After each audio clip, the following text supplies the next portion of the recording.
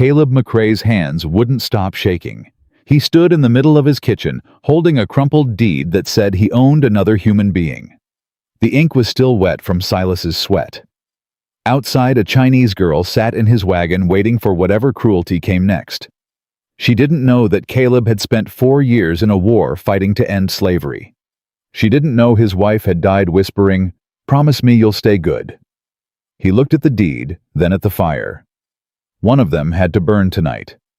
If this story moves you, I'd love for you to subscribe and follow along until the very end. Drop a comment telling me what city you're watching from. I'm always amazed to see how far these stories travel. The deed was filthy. Caleb turned it over twice, reading the words that shouldn't exist. One Chinese female, age approximately 25. Property of bearer. No name, no description beyond her price, which Silas had set at $2, and whatever dignity she had left. "Lord, forgive me," Caleb whispered. He folded the paper and shoved it into his shirt pocket, pressing his palm flat against his chest, like the thing might burn through. 3 hours earlier, he'd walked into the Dust Devil Saloon to sell a horse. He hadn't planned on playing cards. He sure as hell hadn't planned on this. But he'd seen her. Huddled near the back door, thin as a fence post, bruises climbing her forearms like dark vines. And he'd seen Silas Stone push that deed across the table with a grin that made Caleb's stomach turn to ice. "Ain't done yet, boys," Silas had said loud enough for the whole saloon. "I got something better than coin. A Chinese girl, unbroken, worth more than this whole pot." The room had gone quiet. Not the respectful kind. The hungry kind. Caleb had looked at his cards. A king-high flush. He'd looked at the girl. She wasn't looking back.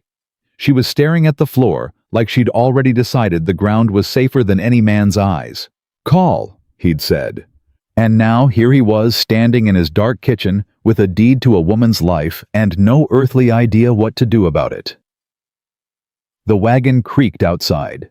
She was still sitting in the back exactly where she'd been for the 8-mile ride from town. Hadn't moved. Hadn't spoken. Hadn't eaten the bread he'd set beside her halfway through the journey. He figured she thought it was poisoned, or worse, that it came with a price.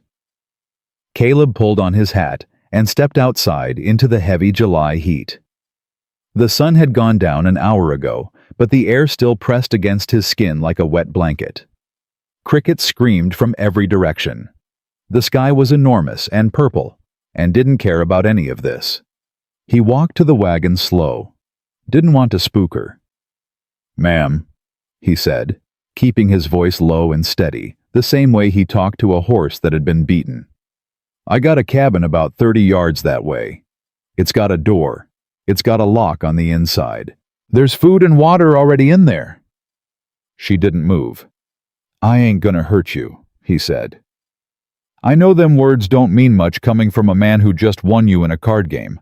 I know that. But I'm gonna walk over there and open that cabin door, and I'm gonna walk away. What you do after that is your business." He waited. Nothing. Just the crickets and the heat and the sound of his own heart doing something painful. He turned and walked to the cabin, opened the door, stepped back. Then he went to his own house, climbed onto the porch, and sat down in his chair facing away from her. He sat there for the better part of an hour, listening to the darkness. Then he heard it, the softest footsteps he'd ever heard, like a cat crossing a roof. The cabin door opened, closed, and the heavy iron bolt slid home with a thud that echoed across the yard. Caleb let out a breath he didn't know he'd been holding. "Good," he said to nobody. "Good." He didn't sleep that night. He sat on his porch and watched the stars wheel overhead and thought about Mary, his wife who'd died in this very house 3 years ago while he was 200 miles away, unable to get home in time. Pneumonia had taken her in 4 days. The neighbors had buried her before he even knew she was sick. He'd promised her he'd stay good. Some days that promise was all that kept him upright. Around 4 in the morning, when the first gray light started eating at the edges of the sky, Caleb got up. He milked the cow-gathered eggs from the henhouse and carried them to the cabin porch. He set them down quiet. Didn't knock. Then he went to work on the fences because fences always needed work and because work was the only prayer he knew. Mei Lin Chen heard him leave. She'd been awake since the bolt slid home, sitting on the cot with her back against the wall, a small, sharp stone hidden in her fist. She'd found it in the wagon. It wasn't much of a weapon, but it was hers. She'd been awake because sleep was a luxury she'd stopped trusting 2 years ago, when a man she'd never met had dragged her off a ship in San Francisco and told her she'd been bought. Before that, she'd been Mei Lin Chen of Guangzhou, daughter of Chen Wei, a tea merchant who'd lost everything to opium and creditors. After her father's death, her uncle had sold her to a labor broker with a smile and a handshake, and that was the last time anyone in her family had looked her in the eye. She'd worked in a mining camp near Sacramento for 11 months, cooking, cleaning, mending clothes for men who looked through her like glass. When the camp closed, she'd been sold again. Then again. Each time she lost a piece of something she couldn't name. Not hope, she'd abandoned hope in San Francisco. Something smaller. The belief that her body was her own. Silas Stone had been the worst. Not because he hit her the hardest, though he did hit hard, but because he talked about her like furniture. The Chinese girl. This, my property. That. He'd drag her into saloons and make her stand in the corner while he gambled away whatever money he had. He'd lost her the same way he'd won her without thinking twice. And now this one. This quiet, lean man with the gray eyes and the scar on his arm. This one who hadn't touched her, hadn't shouted, hadn't even looked at her for longer than a breath. She didn't trust it. She'd learned that quiet men were often the most dangerous. The loud ones showed you their cruelty up front. The quiet ones waited. But the food was there when she opened the door at dawn. Milk still warm. Eggs brown-shelled and heavy. She ate quickly, standing up ready to move if she needed to. The bread was fresh. That stopped her. Fresh bread meant he'd baked it before the poker game. Before he'd known she existed. He hadn't prepared this for her specifically. He'd prepared it for himself, and he'd given it to her instead. A small detail. But Mei Lin had survived this long by reading small details the way other people read books. From the window, she watched him work. He moved through the morning heat with the economy of a man who'd been doing this alone for years. He talked to his horse, a low murmur she couldn't make out. He paused sometimes to look at the mountains, and his face would change, something heavy would settle over it like a cloud crossing the sun. Then he'd shake it off and go back to work. He didn't look toward the cabin. Not once. By midday, the heat was brutal. Mei Lin opened the cabin door wider to let air move through. She found herbs growing wild near the creek behind her cabin, mint yarrow, something that looked like chamomile. Her grandmother had taught her about plants back in another lifetime. She gathered a handful and laid them on the table to dry. 3 days passed. Caleb left food every morning. Mei Lin ate it. He worked on the ranch. She watched from the cabin. Neither spoke. The distance between the two buildings, 30 yards of packed dirt and silence, felt like an ocean. On the 4th morning, something changed. Caleb was repairing the fence along the south pasture when Tommy Walker rode up on a sway-backed mare, raising a cloud of dust that hung in the still air. "Mr. McCrae." Tommy pulled up short, 16 years old, and full of the kind of energy that made Caleb tired just watching. "My ma sent me to ask if you need help with the hay this week." "I could use the hands," Caleb said, not looking up from the fence post. "$1 a day, same as last summer." "Yes, sir." Tommy climbed down and tied his horse. Then he squinted toward the cabin. "Who's that?" Caleb's hand stopped moving. He followed Tommy's gaze and saw Mei Lin standing in the doorway watching them. "That's none of your concern," Caleb said, quiet. "Is that Mr. McCrae? Is that the Chinese girl everyone in town's talking about, the one Silas lost in the poker game?" Caleb straightened up. He set down his tools and turned to face Tommy full on, and the boy took a step back because something in Caleb's eyes had gone very cold. "Her name," Caleb said, his voice like a wire pulled tight, "is Miss Chen. She is a guest on this ranch." And if I hear you or anyone else in Silver Creek call her Silas's Chinese girl or anything like it, you and I are going to have a conversation you won't enjoy. Are we clear? Tommy's face went red. Yes, sir. Sorry, sir. Good. Caleb picked up his tools. Start on the south fence. Posts need resetting. Tommy scrambled to work, but Caleb could feel the boy glancing toward the cabin every few minutes. The whole town was talking. Of course they were. A loner rancher wins a Chinese woman in a poker game and takes her home. The stories people were telling themselves were probably ugly as sin. He'd have to go into town soon. He'd been avoiding it. But supplies were running low, and the truth was, he needed to face whatever was coming before it came to his doorstep. That evening, as the sun dropped low and the heat finally loosened its grip, Caleb was sitting on his porch cleaning a bridle when he heard footsteps. Light. Careful, deliberate. He looked up. Mei Lin stood 10 feet away. She held a tin cup in both hands, steam rising from it. Tea, she said. Her voice was quiet, but clear, her English precise and careful. I found mint by the creek. Caleb looked at the cup, then at her. This was the first word she'd spoken directly to him since the saloon.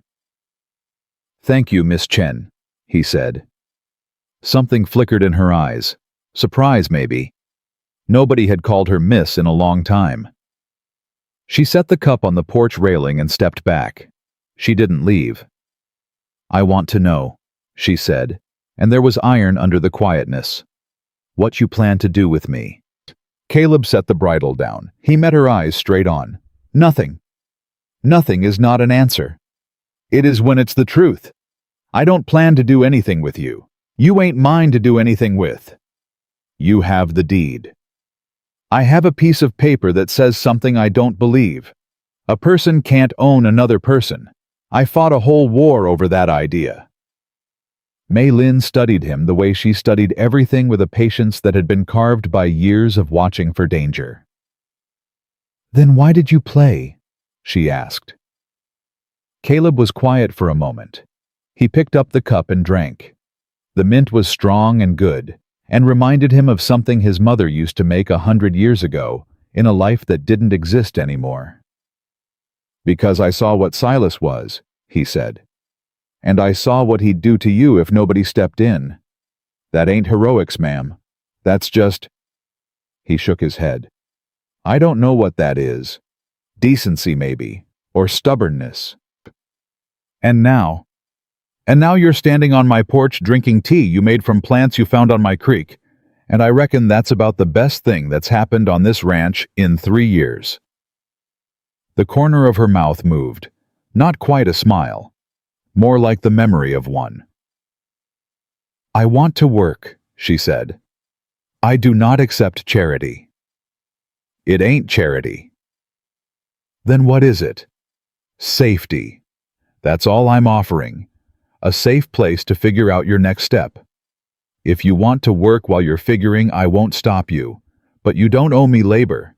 You don't owe me anything. She stood there for a long moment, the last of the sunlight catching her face. Then she gave a single short nod. I will cook, she said. You eat badly. And despite everything, despite the deed in his pocket, and the war in his memory, and the dead wife in his heart, Caleb McCrae laughed. It was a short, rough sound, surprised out of him, like water from a cracked rock, and it startled them both. I reckon that's fair, he said. She turned and walked back to the cabin. He watched her go. At the door she paused and looked back. Mr. McCrae. Ma'am? The boy. Tommy. He stares. He's 16. He'll learn. He called me Silas's Chinese girl. Caleb's jaw tightened. I handled it. I heard. Another almost smile. Thank you. She went inside. The bolt slid home. Caleb sat in the darkness for a long time, holding the empty cup, feeling the ghost of warmth in the tin. The following week settled into a rhythm. Mei Lin cooked breakfast and left it on his porch before dawn. Caleb left supplies at her cabin and made sure the creek was clear and flowing despite the drought that was squeezing every ranch in the valley.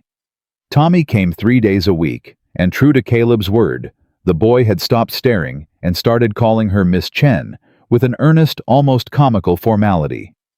But the rhythm broke on a Thursday. Caleb had ridden into Silver Creek for supplies. The town was small, a main street, a church, a general store, 2 saloons, and a handful of buildings that leaned against each other like tired drunks. The heat sat on everything like a punishment. He tied his horse outside Brennan's general store and pushed through the door. Ruth Brennan was behind the counter, a solid woman with silver hair pulled back tight and eyes that missed nothing.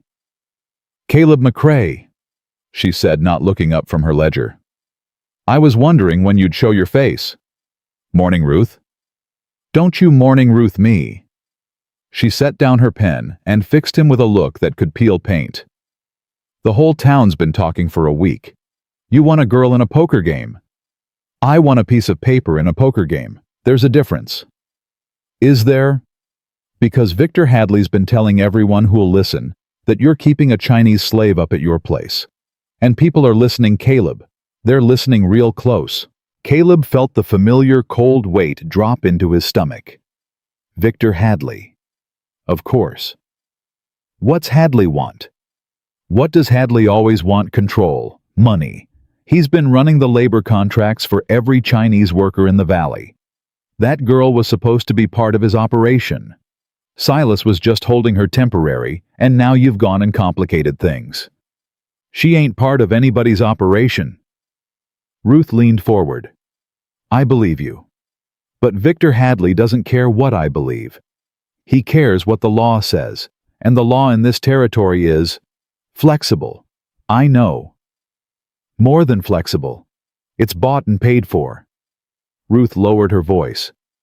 "Caleb, I've known you since you came back from the war. You're a good man. But good men get buried in this valley just as fast as bad ones. Maybe faster because they don't see the knife coming." He loaded his supplies in silence, Ruth's warning heavy on his shoulders. As he stepped outside, the heat hit him like a wall, and standing right in the middle of it, leaning against the hitching post like he owned the street, was Victor Hadley.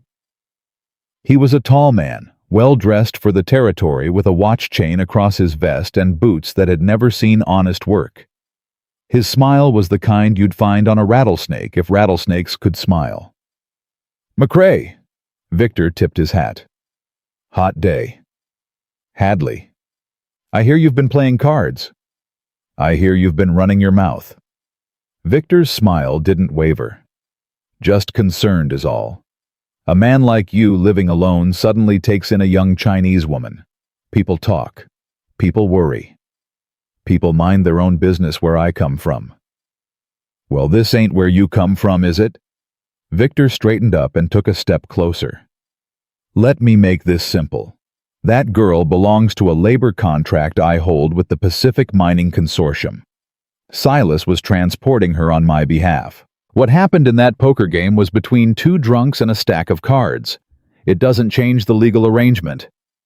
Caleb felt something shift inside him, the same thing that used to shift before a battle back in the war, a clarity, a calm that came right before violence. "I don't see a contract," Caleb said. "I don't see a bill of sale. I don't see anything but a man standing in the street telling me he owns a human being. And I've spent enough years killing men over that idea to know exactly where this conversation ends."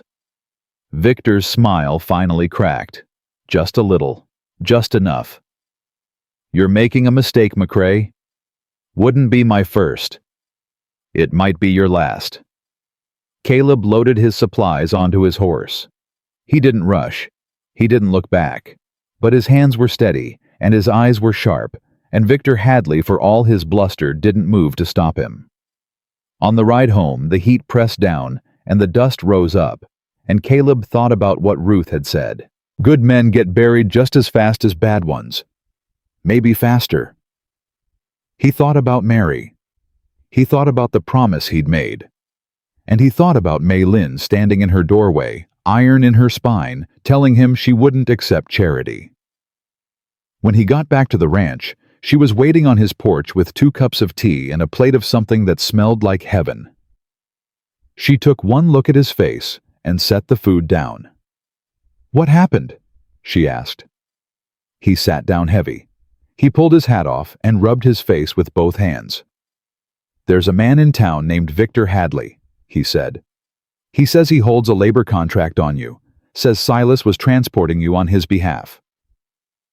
Mei Lin's face didn't change, but her hands resting on her knees went very still. "I know this man," she said quietly. "He is the one who bought me in San Francisco. Tell me." And she did.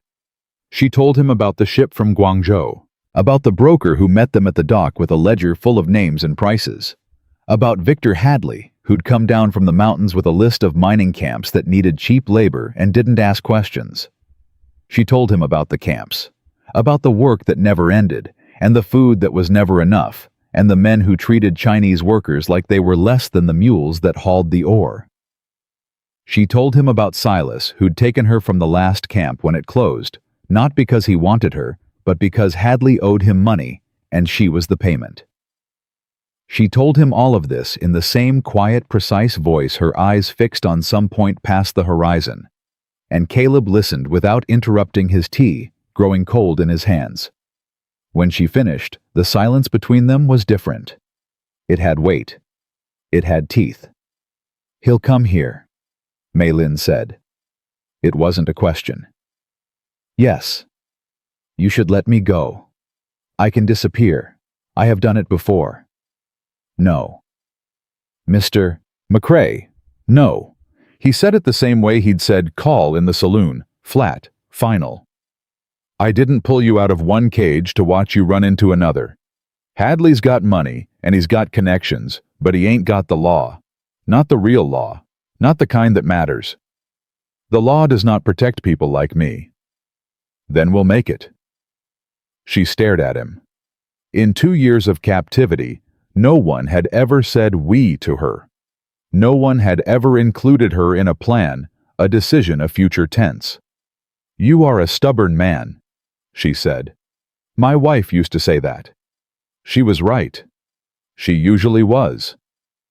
He looked at Mei Lin, and something passed between them, not romance, not yet, but something older and more necessary. Recognition. 2 people who knew what it meant to lose everything and still get up in the morning. "I need you to trust me," Caleb said. "I know that's a lot to ask. I know I haven't earned it. But I need time and I need you to stay." Mei Lin picked up her tea and drank. The mint was strong.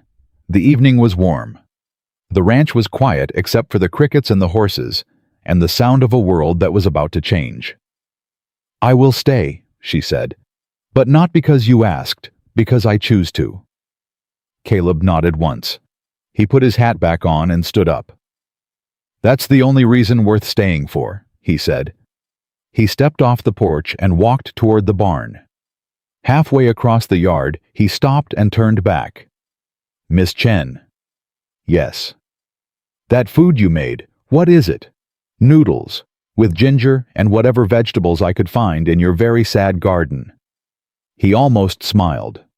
"My garden ain't sad." "Your garden is tragic, Mr. McCrae. Tomorrow I fix it." This time he did smile. Small, barely there, but real. He tipped his hat and disappeared into the barn. Mei Lin sat alone on the porch, the cooling evening settling around her, and pressed her hand against her chest where something unfamiliar was growing. Not hope. She wasn't ready for hope, but something adjacent to it, something that had roots. Inside the cabin that night, she did not pick up the sharp stone. For the first time in 2 years, she set it on the table beside the bed, instead of clutching it in her fist. The bolt slid home. But the fear that had been her constant companion since San Francisco, shifted. It didn't leave. It wouldn't leave for a long time. But it shifted just enough to make room for something else. Outside, Caleb sat on his porch in the dark and thought about Victor Hadley and labor contracts and a legal system that treated human beings like cargo. He thought about the war and the men he'd buried and the promise he'd made to a dying woman in this very house. And he thought about Mei Lin's voice when she said, "Because I choose to." 4 words, quiet as a whisper, strong as a stone wall. He reached into his shirt pocket and pulled out the deed. He didn't burn it. Not yet. He needed it as evidence of what Hadley and Silas had done. But he held it up to the moonlight and read those ugly words one more time, one Chinese female property of bearer, and made a second promise to a woman who couldn't hear him. "Not while I'm breathing," he said to the empty dark. "Not while I'm breathing." The night settled. The heat lingered. And somewhere in the vast indifferent sky, the stars burned on unconcerned with the small fierce war that was about to begin on a dusty ranch 30 miles from nowhere. The next morning came hard and fast. Caleb woke before dawn to the smell of something he hadn't smelled in 3 years, breakfast cooking in a kitchen that wasn't his. He found Mei Lin already working at his stove, her sleeves rolled to her elbows, moving with a quiet efficiency that made his own kitchen feel like a stranger's house. She'd found flour eggs, salt pork, and something green she must have pulled from the creek bank. "Sit," she said without turning around. "This is my house." "Sit, Mr. McCrae." He sat. She put a plate in front of him. Eggs scrambled with wild onion and some herb he couldn't name, salt pork sliced thin and crisp, and a flatbread that was still warm enough to steam. He stared at it, like a man who'd forgotten food could look like this. "Eat," she said. "You are too thin for a man who works this hard." "I eat fine." "You eat like a man who has given up on living and hasn't told anyone yet." The words hit him somewhere deep. He picked up his fork and ate. The food was better than anything he'd had since Mary died. He didn't say that out loud, but Mei Lin watched his face and saw it anyway. "Your wife cooked for you," she said, not a question. She did. She was a good cook. She was the best cook in the valley.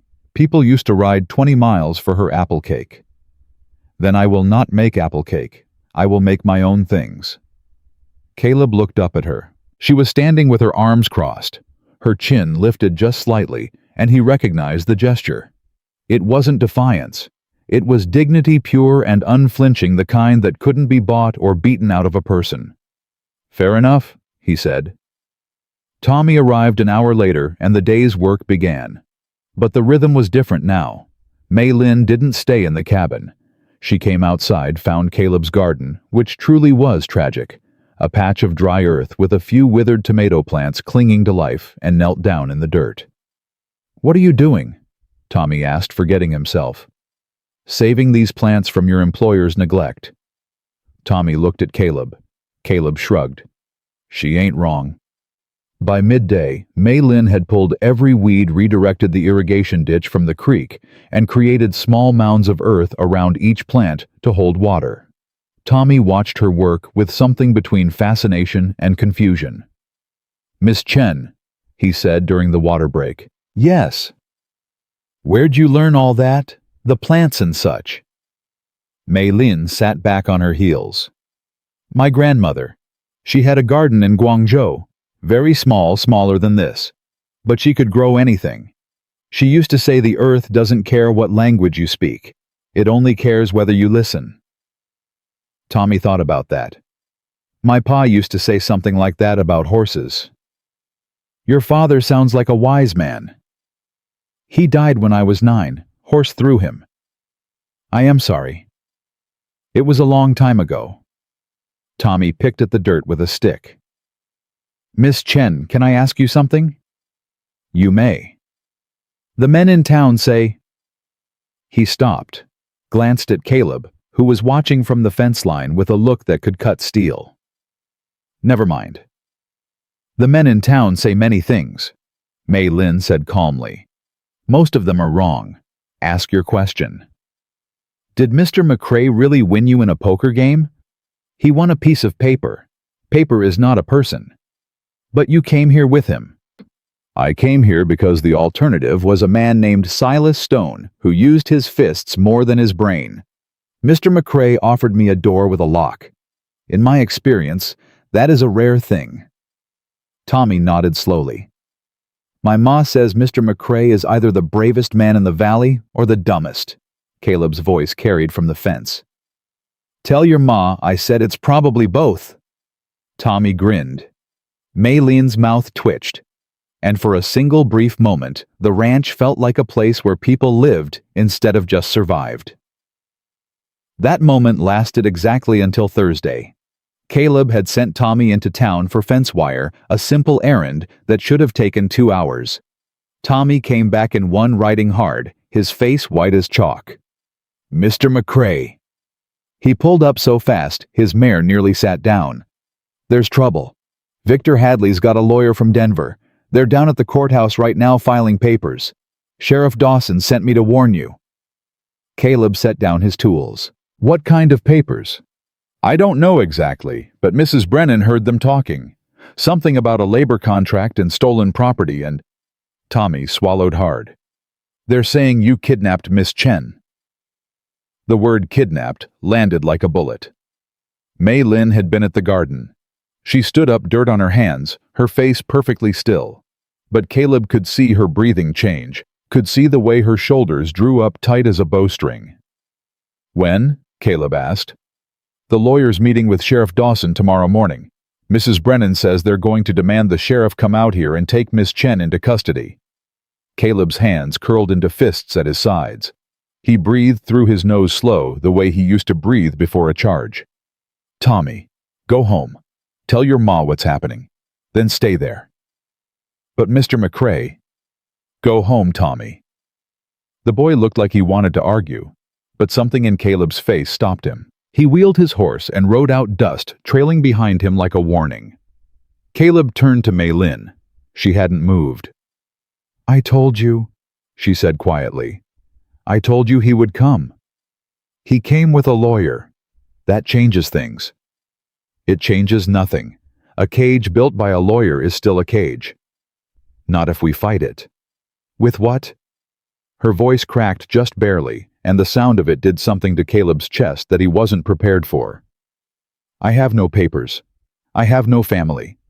I have no proof that I am anything other than what that deed says I am. In this country, I am not even allowed to testify in court."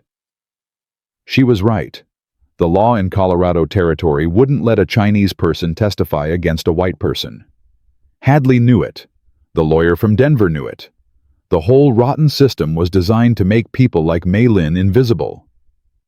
"Then we find someone who can testify," Caleb said. "We find proof that Hadley's contracts are fraudulent. We find nothing, Mr. McCrae. We wait, and they come, and they take me, and you go back to your empty house and your sad garden. That ain't gonna happen. You cannot promise that. I just did." They stared at each other across the yard, the heat pressing down the silence filled with the buzzing of insects and the weight of everything neither of them could control. Maylin broke first. She turned away and walked toward the creek, her steps fast, almost running. Caleb watched her go, but didn't follow. He'd learned enough about her to know when she needed space, and when she needed company, and right now she needed to be alone with her fear before she could turn it into something useful. He went inside and pulled out every piece of paper he owned. The deed from the poker game, his military discharge papers, the title to his ranch, Mary's death certificate. He spread them on the kitchen table and stared at them, trying to see a path through the legal wilderness that Hadley was building. An hour later, Maylin came back. Her eyes were red, but her jaw was set, and she carried a bundle of herbs in her hands like a weapon.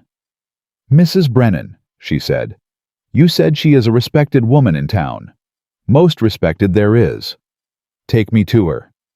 Caleb blinked. "You want to go into town. I want to go into town. I want to walk through that street with my head up. I want Victor Hadley to see that I am not hiding. I want this Mrs. Brennan to look at me and decide for herself what kind of person I am. Maylin." It was the first time he'd used her given name. They both noticed. Neither acknowledged it. "It's dangerous," he finished. "Everything is dangerous. Hiding is dangerous. Running is dangerous. Standing still is dangerous. I choose the danger that lets me keep my dignity." Caleb studied her face. She was afraid. He could see it in the tightness around her eyes, the rigid set of her shoulders. But she was going to do this anyway, and he understood that stopping her would be the same as putting her back in a cage. "I'll hitch the wagon," he said. The ride into Silver Creek took an hour and a half. Neither of them spoke much, but the silence was different now. It was a shared silence, the kind that exists between people who are walking toward the same fight. When they pulled onto Main Street, it was like the whole town held its breath. Faces appeared in windows. Men on the boardwalk stopped talking. A woman pulled her child closer and stepped back into a doorway. Maylin sat straight on the wagon seat beside Caleb, her hands folded in her lap, her face composed. She wore the cleanest clothes she had, her hair pulled back tight, and she looked, Caleb thought, like a woman who'd been through hell and come out the other side with her spine intact. He pulled up in front of Brennan's general store and climbed down. He offered his hand to help her from the wagon. She took it. Her hand was small and calloused and steady. Ruth Brennan was waiting at the door. She looked Maylin up and down with those sharp, assessing eyes, then stepped aside. "Come in out of the heat," Ruth said. "Both of you." Inside the store, the air was cooler, but thick with the smell of coffee and dry goods. Ruth led them to the back room, where she kept her desk and her ledgers and a pot of coffee that was always hot. "So," Ruth said, pouring 3 cups. "You're Miss Chen." "I am." "You speak English well."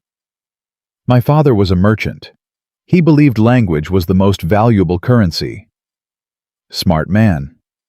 Ruth set the cups down and folded her arms. "I'm going to be straight with you, Miss Chen, because I think you've had enough people not being straight with you. Victor Hadley has a lawyer, he has money, and he has Sheriff Dawson's attention. He's filing a claim that says you're bound by a labor contract to his mining operation, and that Caleb here stole you." "I was not stolen. I was won in a poker game by a man named Silas Stone, who was given custody of me by Mr. Hadley as payment for a debt. The poker game transferred that custody to Mr. McCrae, who has treated me with more decency than any person in this country." Ruth raised an eyebrow. "That's a clear account." "I have had 2 years to think about my situation, Mrs. Brennan. Clarity is the one thing I have not lost." Ruth looked at Caleb. "I like her." "Most people don't," Maylin said. "Most people are fools." Ruth sat down and leaned forward. "Here's the problem. The law won't let you testify. That means your story, clear as it is, doesn't exist in a courtroom. Hadley knows that. His lawyer knows that. They're counting on it." "So what do we do?" Caleb asked. "You need a white witness who can testify to Hadley's operation. Someone who's seen the contracts, seen how the workers are treated, seen the fraud. There's nobody in this town who'll stand up to Hadley." "I didn't say it had to be someone from this town." Ruth took a long drink of her coffee. "Caleb, do you remember Ed Whitaker used to run the assay office at the Clearwater mine?" "I remember him. Moved to Pueblo last year." "He moved to Pueblo because Hadley threatened to kill him if he didn't stop asking questions about where the Chinese workers were coming from. Ed saw the contracts. He told me right here in this room that half of them were forged. The workers' signatures, most of those people couldn't write English. Someone else signed for them." Caleb leaned forward. "Will he testify?" "He's scared, but he's also a decent man with a guilty conscience. If someone rode down to Pueblo and asked him face to face, I think he might." "That's a 3-day ride." "Then you'd better leave tomorrow." Maylin's hand came down on the table, flat and firm. Both Caleb and Ruth turned to her. "No," she said. "No." Caleb frowned. "You cannot leave. If you leave, I am alone on that ranch with no protection. Victor Hadley will come the moment you are gone. You know this." She was right. He knew it in his gut. "Then I stay and someone else goes." "Who?" Ruth asked. "Who in this town is going to ride 3 days to Pueblo on behalf of a Chinese woman they've never spoken to?" The question hung in the air, ugly and honest. "I'll go." The voice came from the front of the store. All 3 of them turned. Tommy Walker stood in the doorway, his hat in his hands, his face flushed with heat and determination. "Tommy, you were listening." Caleb's voice was sharp. "I was buying nails for my ma. I couldn't help but hear. This ain't your fight, boy. My pa used to say there ain't no such thing as someone else's fight. Either a thing is wrong or it ain't, and if it's wrong and you walk past it, you're part of it." Ruth looked at Tommy with an expression Caleb had never seen on her face. Something soft, something proud. "He's too young," Caleb said. "I'm 16. I can ride. I know the road to Pueblo, and nobody's gonna bother a kid on a horse. Hadley won't even notice I'm gone. Your mother will skin me alive. My mother will understand." Caleb looked at Mei Lin. She was studying Tommy with that careful, analytical gaze of hers, reading him the way she read everything. "He is brave," she said quietly. "And he is right. Hadley will not watch a boy. He's a child." "I was younger than him when I was sold," Mei Lin said, and her voice was steady, but something underneath it was not. "He is not a child. He is choosing to be a man. Let him." The room went quiet. Caleb rubbed his face with both hands. A gesture Mei Lin was learning meant he was fighting with himself. "3 days to Pueblo," he said finally. "You find Ed Whitaker. You tell him Caleb McRae is calling in every favor from the war. You tell him what's happening. And you ride back fast." "Yes, sir." "And Tommy." "Sir. You run into any trouble, you turn around. I mean it. Your life is worth more than any testimony." Tommy put his hat on. He straightened his back. For a moment he looked older than 16, and Caleb saw a flash of the man the boy would become. "I'll be back in a week," Tommy said. And he was gone. Ruth poured more coffee. Her hands were steady, but her eyes were bright. "That boy," she said softly. "His father would be proud. His father would beat me senseless for letting him go. His father would have gone himself." Ruth turned to Mei Lin. "Miss Chen, I want to show you something." She led them to the storeroom. On a shelf in the back, behind sacks of flour and crates of canned goods, was a wooden box. Ruth opened it and pulled out a stack of papers. "I've been keeping records," Ruth said. "Every Chinese worker who's come through Silver Creek in the last 5 years. Names, dates, which mine they were sent to, who signed the contract. I started because something felt wrong, and I've never been a woman who could ignore that feeling." Mei Lin took the papers. Her hands trembled as she read. "These names," she whispered. "I know some of these people. This one, Liu Wei, he was on the ship with me from Guangzhou. And this one, Fang Yun, she worked in the camp at Sacramento." "Are they still alive?" Ruth asked. "I don't know. After the camps closed, people were scattered. Sold, moved, nobody kept track of us." "Somebody did."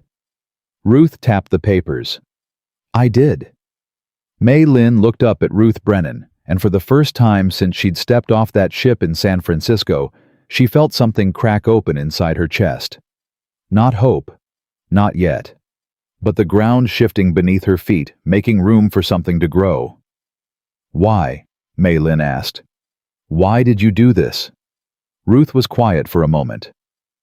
"Because my mother came to this country on a boat from Ireland during the famine. She was 16 years old. She didn't speak English. The people who brought her here told her she'd have a new life. Instead, she worked in a textile mill for 12 years until her lungs gave out. Nobody kept records of the Irish girls either."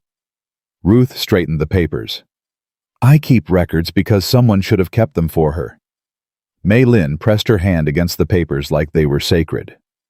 The ride back to the ranch was quiet, but charged like the air before a thunderstorm. Caleb kept his eyes on the road, his jaw working. "You're thinking," Mei Lin said. "I'm worried." "About Tommy." "About everything. Hadley's not going to wait for a courtroom. He's going to move before we're ready." "Then we must be ready before he expects." Caleb glanced at her. "You sound like a general." "I sound like a woman who has survived 2 years of captivity. Survival teaches strategy, Mr. McRae." "I reckon it does."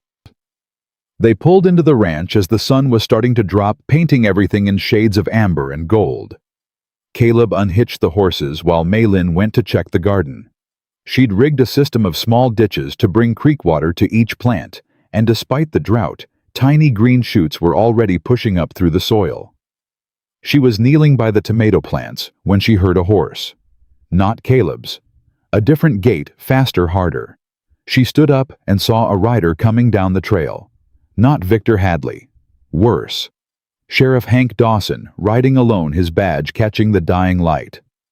"Mr. McCrae," she called, and her voice carried across the yard, sharp and clear. Caleb came out of the barn.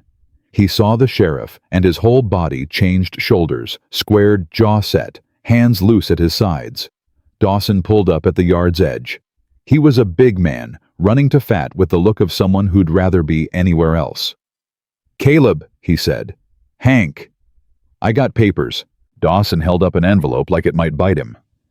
"From Judge Morrison. Victor Hadley's lawyer filed a claim this afternoon. There's a hearing set for 2 weeks from Friday. You're ordered to produce the individual known as—" He read from the paper, squinting. "Chinese female, approximate age 25, currently held at the McCrae Ranch. Her name is Maylin Chen." "I'm just reading what it says, Caleb." "Read it again and use her name." Dawson shifted in his saddle. He was uncomfortable, and Caleb could see the war on his face, duty against conscience, the badge against the man. "I don't like this any more than you do," Dawson said. "Then don't serve it." "I have to. It's a court order." "It's a court order based on a fraudulent contract filed by a man who buys and sells human beings. You know what Hadley does, Hank. Everyone in this town knows." "Knowing and proving are different things." Maylin stepped forward. She walked until she stood beside Caleb, close enough that their shoulders almost touched. "Sheriff Dawson," she said, and her voice was calm, controlled, and utterly without fear. "I want to ask you one question." Dawson looked at her. Really looked, maybe for the first time. "Go ahead." "When you go home tonight and your wife asks you what you did today, what will you tell her?" "Will you tell her?" "You delivered papers to take a woman from the only safe place she has ever known. Will you tell her that, and will you sleep?" The silence that followed was so thick you could have cut it with a knife. Dawson's face went through 3 different expressions in as many seconds. Shame won. 2 weeks, he said, his voice rough. "You've got 2 weeks to build a case. I'll serve the papers because I have to. But I'll also tell you this: Judge Morrison is not Victor Hadley's man. He's tough, but he's fair. If you can show him those contracts are fraudulent, he'll listen." He dropped the envelope on the ground, turned his horse, and rode away without looking back. Caleb picked up the envelope. He didn't open it. 2 weeks, he said. Maylin looked at the trail of dust the sheriff left behind. "Then we have work to do." That night, Maylin did not go back to the cabin. She sat at Caleb's kitchen table, Ruth's papers spread before her, and began to write. Her English was precise, but her Chinese was faster, and she filled page after page with notes, names, dates, connections, a web of evidence that stretched from San Francisco's docks to the mining camps in the mountains to Victor Hadley's office in Silver Creek. Caleb watched her work.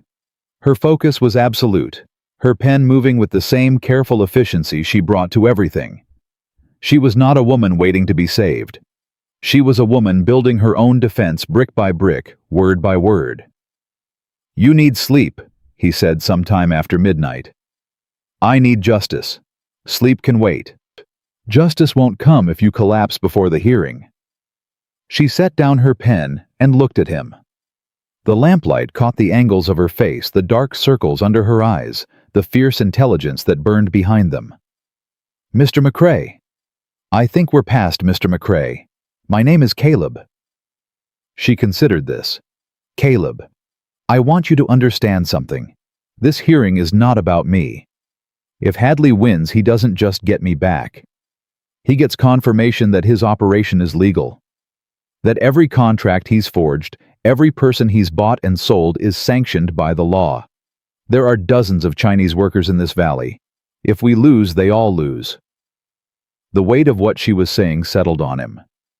This wasn't just about one woman on one ranch. This was about a system, a machine that ground people into dust, and the only thing standing between that machine and its next victims was a rancher, a shopkeeper, a 16-year-old boy on a horse, and a woman who refused to be property. "We won't lose," he said. "You keep saying that. I keep meaning it." She picked up her pen. Then she set it down again and reached across the table. Her hand covered his small and rough and warm. It lasted only a moment. Then she pulled back and returned to her work. But that moment, that single deliberate touch, sent a jolt through Caleb McRae that he felt all the way down to his boots. It wasn't romance. It wasn't desire. It was something more fundamental. It was a woman choosing of her own free will to reach across the distance between them. And it was the bravest thing he'd seen since the war. He got up, poured 2 cups of coffee, set one beside her papers, and sat back down. They worked through the night, together. Outside, the summer heat lingered, refusing to break. The drought had turned the creek to a trickle, and the grass to brown, and somewhere in the dark, a coyote howled at a sky full of stars that offered no answers and no mercy and no promises, except the oldest one of all. That morning would come ready or not, and with it, the reckoning. 5 days passed. Tommy didn't come back. Caleb stood at the fence line every evening watching the southern road until the light died. Mei Lin watched him from the porch, and neither said what they were both thinking. A boy on a horse alone, 3 days to Pueblo. Anything could have happened. Anything at all. On the 6th morning, Caleb saddled his horse before dawn. "Where are you going?" Mei Lin asked from the kitchen doorway. "Pueblo Road. Just to look." "You said it yourself. If you leave, I am unprotected. I'll be back before dark. And if you're not—" He stopped, one hand on the saddle horn. She was standing with her arms crossed, and he could see the fear she was trying to hold down, pressing it flat, like dough refusing to let it rise. "I'll be back," he said. "I promise." Men and their promises. She said it quietly, more to herself than to him. Then louder, "Take the rifle, and eat something before you go. I didn't cook for a ghost." He ate. He took the rifle, and he rode south. He didn't have to go far. 4 miles down the Pueblo Road, he heard hoofbeats, 2 horses moving fast. He pulled off the trail and raised the rifle, his heart hammering. Tommy Walker came around the bend. First, his mare lathered and blowing hard. Behind him on a bay gelding rode a man Caleb hadn't seen in 2 years. Ed Whitaker. Thinner than Caleb remembered, with a beard that had gone white and eyes that jumped at every shadow. "Mr. McRae." Tommy pulled up, grinning so wide his face could barely hold it. "I found him. Took me an extra day because he'd moved to a farm outside town. But I found him." Caleb lowered the rifle. His hands were shaking, and he gripped the stock hard to stop it. "Ed," he said. Whitaker didn't smile. He looked like a man who'd been running from something for a long time and had just decided to stop. "Caleb, the boy told me what's happening. I should have done this a year ago. You're here now. That's what matters." "Is it?" Whitaker's voice cracked. "I watched Hadley work those people like animals. I saw the contracts. I knew they were forged. And I ran. I packed my things in the middle of the night, and I ran." "Ed, don't tell me it's all right. It's not all right. A man lives with that kind of cowardice, it eats him from the inside. The boy showed up at my door and told me a Chinese woman was standing up to Hadley with nothing but her word and a rancher's stubbornness, and I thought, if she can stand, then what's my excuse?" Tommy was practically bouncing in his saddle. "He's got documents, Mr. McRae. Letters, contracts, payroll records from the Clearwater mine. He took copies before he left." Caleb looked at Whitaker. "You kept copies?" "Insurance, in case Hadley ever came after me." Whitaker patted a leather satchel strapped to his saddle. "It's all in here. Worker manifests from 3 ships. Contract signatures that don't match the workers' actual marks. Payment records showing Hadley collected wages that never reached the laborers. It's enough to hang him, Caleb. legally speaking. For the first time in 6 days, Caleb felt the iron band around his chest loosen. "Let's ride," he said. They reached the ranch by noon. Maylin was in the garden, and when she saw 3 riders instead of 1, she stood up fast, her hand going to the knife she'd taken to wearing at her belt. Then she saw Tommy's grin, and she let out a breath. "Miss Chen?" Tommy called out, sliding off his horse like the 6-day ride hadn't even touched him. "This is Mr. Ed Whitaker. He's going to help." Maylin looked at Whitaker. Whitaker looked at Maylin. Something passed between them, recognition maybe. He'd seen her people work to bone in those camps. She'd lived it. "Mr. Whitaker," she said, "you worked at Clearwater." "I did." "Did you know a woman named Fang Yun? She was a cook at the North Camp." Whitaker's face changed. Small woman. Scar on her left hand. Sang while she worked. Maylin's jaw tightened. "Where is she now?" "I don't know. When the camp closed, Hadley moved the workers. I tried to track where they went, but—" He stopped. Shame closed his mouth. "Show me what you have," Maylin said. They spread Whitaker's documents across Caleb's kitchen table, next to Ruth's records and Maylin's own notes. Together, the 3 sets of evidence told a story that was clear as a mountain creek and twice as cold. Victor Hadley had been running a trafficking operation disguised as legitimate labor contracting for 5 years. He'd partnered with brokers in San Francisco who met ships from China and presented workers with contracts written in English they couldn't read. The signatures were forged. Many workers signed with an X, and someone had added English names afterward. Wages were listed in the contracts, but never paid. Workers who complained were moved sold or simply disappeared. Maylin's hands moved through the papers with surgical precision. "This contract," she said, holding up a yellowed page. "This is mine. See, the name says Mary Chen.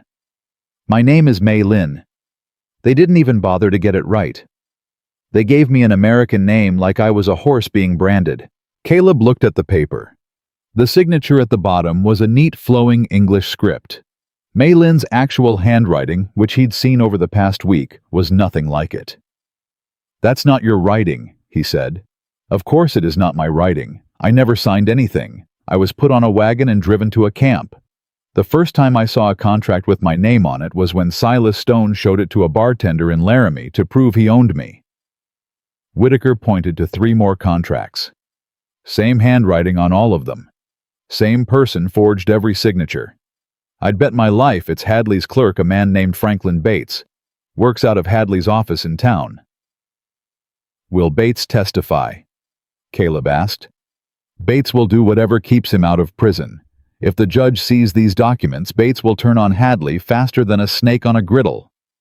Maylin set down the papers. She looked at Caleb, then at Whitaker, then at the pile of evidence that represented 5 years of human suffering reduced to ink on paper. "This is not just about me," she said. "Ruth has names. I have names. There are people, real people scattered across this territory, who were stolen the same way I was stolen. If we go into that courtroom, we go for all of them." "That's a bigger fight," Caleb said. "It's the right fight." He nodded. He'd known it would come to this. A man didn't stand up to one injustice without standing up to the whole rotten system behind it. Mary would have known that. Mary would have been the first one through the door. "Then that's the fight we take," he said. The hearing was 8 days away. They used every one of them. Ruth Brennan became their war general. She organized the evidence, cross-referenced her records with Whitaker's documents, and identified 12 Chinese workers still living in the territory who could be located. She couldn't call them as witnesses. The law still wouldn't let them testify, but she could establish a pattern of fraud that no honest judge could ignore. Maylin spent her days preparing. She couldn't testify, but she could make sure the testimony of others was airtight. She translated Chinese documents that Whitaker had never been able to read, revealing payment ledgers that showed Hadley collecting $5 a month per worker from the mining companies, while paying the workers nothing. And Caleb did what Caleb did best. He rode. He visited every ranch in the valley, knocking on doors, looking men in the eye, and telling them what was coming. Most of them said nothing. Some said less. But a few old Tom Harrison from the North End, the Garrett brothers who ran cattle near the pass, and Martha Sims, whose late husband had once punched Hadley in the face at a town council meeting, said they'd be at the hearing. "Don't need them to testify," Caleb told Mei Lin that evening. "Just need them to show up. A judge notices who's in the room. And if Hadley fills the room with his people, then we make sure ours stand taller." On the night before the hearing, something happened that neither of them expected. Caleb was checking the horses when he heard a wagon on the road. It was past dark, and nobody came to his ranch after dark. He grabbed his rifle and moved to the front of the house. A covered wagon pulled into the yard. Ruth Brennan was driving, and sitting beside her wrapped in a shawl despite the summer heat was a Chinese woman Mei Lin hadn't seen in 18 months. "Fang Yun," Mei Lin breathed. She was off the porch before Caleb could speak, running across the yard. The woman climbed down from the wagon, and the two of them collided in an embrace that was fierce and shaking and silent. "I found her," Ruth said, climbing down stiffly. "She's been working at a laundry in Golden. When I told her what was happening, she packed her things in 10 minutes. Fang Yun pulled back from Mei Lin and held her face in both hands. She spoke rapidly in Cantonese, and Mei Lin answered, and then they were both crying and talking at once, and Caleb stood there with his rifle feeling like he was witnessing something private and holy. "She says she'll do whatever it takes," Mei Lin translated, wiping her eyes. "She says she's been waiting for someone to fight back." "She can't testify," Caleb said gently. "She knows, but she can be there. She can stand up and let the judge see her face. Let him see that these are real people, not names on a contract." Caleb looked at Fang Yun. She was small, thin, with a scar on her left hand and eyes that held a kind of quiet fury he recognized. He'd seen it in the mirror. "She's welcome here," he said, "for as long as she needs." Mei Lin translated. Fang Yun looked at Caleb for a long moment, then bowed her head slightly, a gesture of respect so deep it made his throat tight. Nobody slept much that night. They sat around Caleb's kitchen table, Caleb, Mei Lin, Ruth, Fang Yun, and Ed Whitaker, and went through the evidence one final time. Fang Yun added details that Whitaker's documents confirmed. Dates matched. Names matched. The case was solid, but Mei Lin's face was troubled. "What is it?" Caleb asked when the others had gone to sleep, Ruth in the cabin, Whitaker in the barn, Fang Yun on the cot Caleb had set up in the kitchen. Mei Lin stood at the window, looking out at the dark. "Hadley will not sit in that courtroom and let us destroy him. He is a man who controls things. He will try to control this. The judge is fair. Ruth says so. Dawson says so. The judge is one man. Hadley has money connections and no conscience. Those are powerful weapons.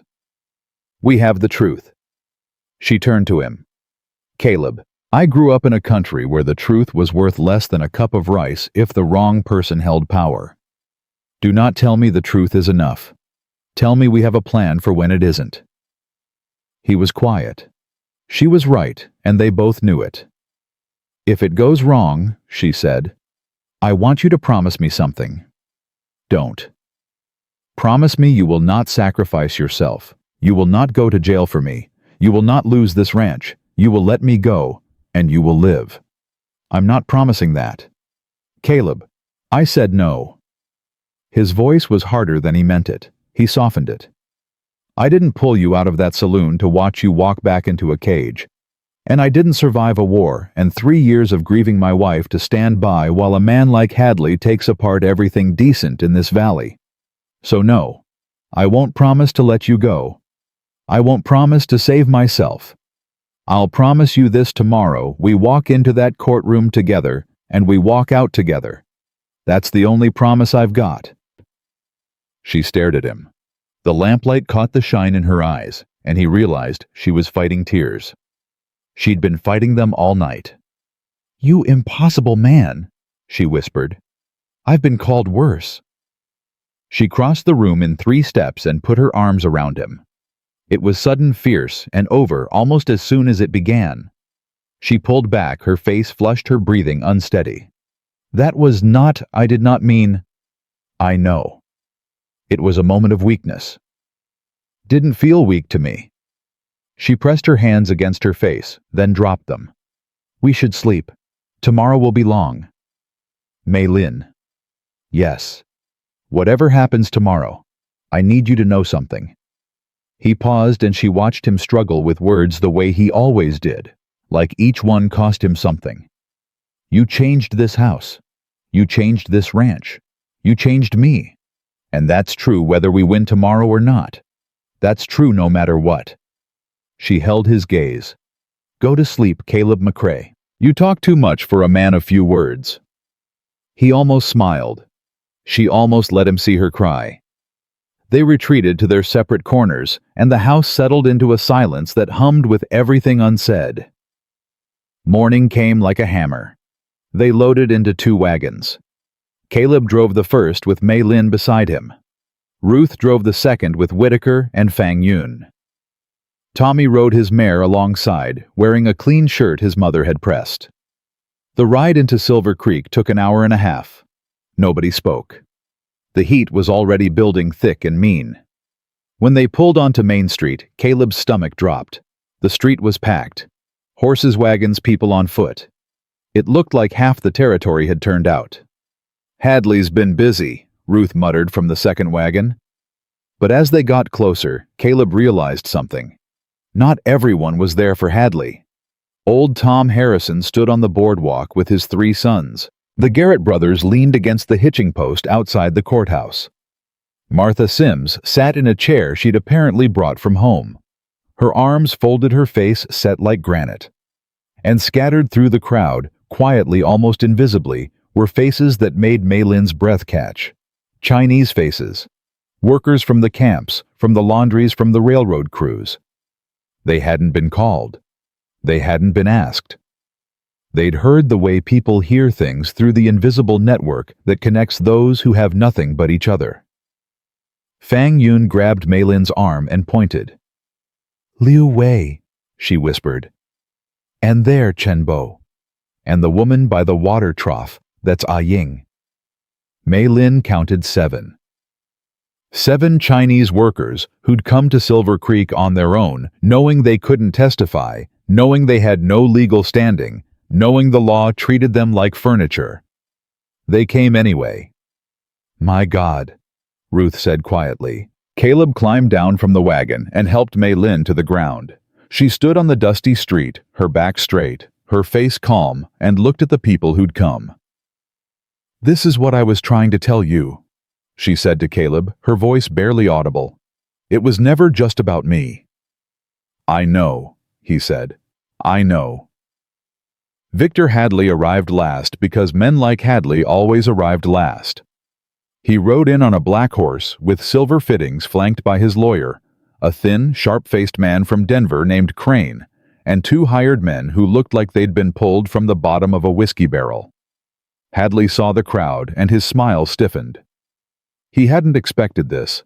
He'd expected a quiet hearing, a nervous rancher and a Chinese girl with no rights and no voice. Instead, he got a street full of people who'd come to watch. The courtroom was the 2nd floor of the town hall, a room that smelled of pine and dust and held maybe 60 people. It was standing room only. Sheriff Dawson stood by the door, his face the color of old cheese. Judge Walter Morrison entered at 9 o'clock sharp. He was a small man with spectacles, and the kind of quiet authority that came from 30 years on the bench. He took one look at the packed room and raised an eyebrow. "I see this matter has attracted some attention," he said dryly. "Let me be clear. This is a legal hearing, not a circus. I will have order. Mr. Crane, you may present your client's claim." Crane stood up like a blade unfolding.